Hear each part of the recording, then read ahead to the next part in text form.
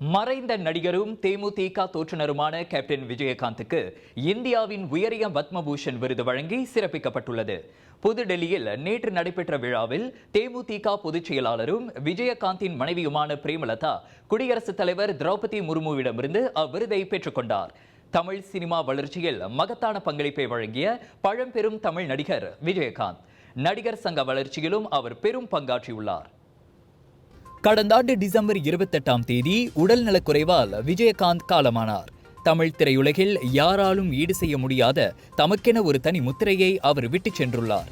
விஜயகாந்தின் சேவைக்கு அங்கீகாரம் வழங்கும் வகையில் மத்திய அரசாங்கம் அவருக்கு பத்மபூஷன் விருதை அறிவித்தது. இந்நிலையில் இவ்வாண்டுக்கான பத்ம விருதுகள் 132 பேருக்கு அறிவிக்கப்பட்டன. கடந்த ஜனவரியில் அந்த விருது பட்டியல் வெளியிடப்பட்டது.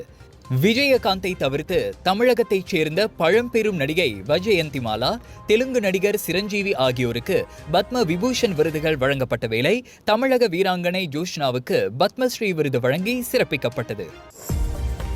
இந்தியாவுக்கான 1 மாதம், 1 வருடம் மற்றும் 5 வருடத்திற்கான இ-விசா வேண்டுமா?